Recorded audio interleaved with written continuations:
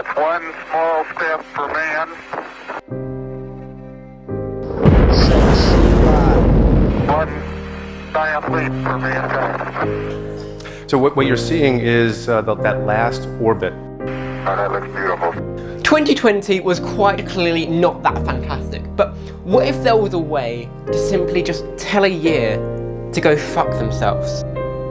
Tell me the law that I have broken by being here today.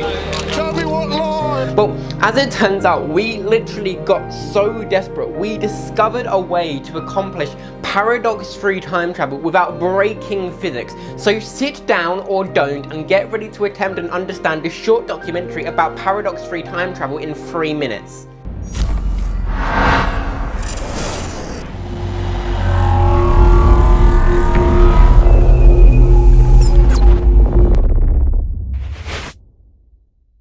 Time travel in a physical sense still remains impossible. What this paper is proposing is a mathematically proven way where if we did have access to the technology, we could theoretically time travel without any paradoxes.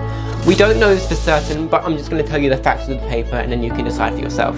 The first step to understand this theory is light cones, which is honestly the easiest part of this theory. Space and time occupy the x and the y axes, space obviously referencing to the entire universe, and time being everything that ever has or ever will happen in the multi-trillion year lifespan of the universe, which also just so happens to include us. Everything on the top half of the cone is the future, anything that will ever happen, and the bottom half is the past, everything that ever has happened.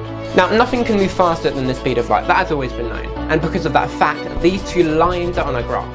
Everything inside this cone is what is possible for the human race to get to without breaking physics. Everything outside is impossible to get to because in order to get to that part of the universe, we'd have to move faster than the speed of light, which is again impossible. But this is where the paper actually breaks physics.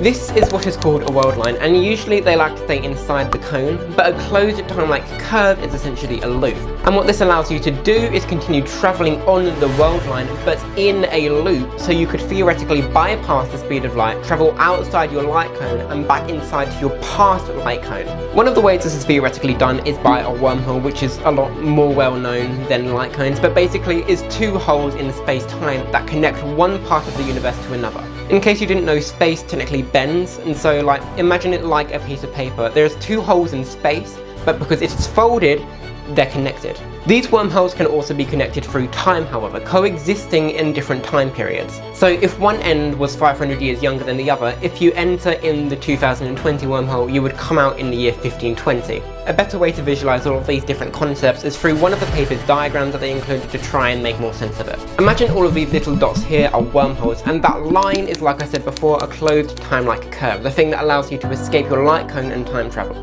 Now, just for the sake of the argument, this top wormhole here is older than the bottom one. The top one is 2020 and the bottom one is 2019. The example the paper used was COVID-19, so that's what we're going to go with as well, which, in case you didn't know, COVID started in 2019. But moving back into the theory, you're travelling along your world line like normal, and you take the wormhole on a trip back to 2019 where you interact with the region in space-time. What you do to interact with the event, I honestly don't know. You're trying to stop the pandemic in 2020, so maybe you just find patient zero and kill them. But what the grandfather paradox states, which is the old theory, is that if you stop the pandemic in 2019, what then gives you the motivation for in 2020 to go back in time and stop the pandemic? Because that is what is called a paradox. What this theory is suggesting instead is that after you interact with your little region in space-time, you kill patient zero or whatever, something like that, something will happen. That function W that occurs later on, which basically self-corrects the timeline into the pandemic still happening.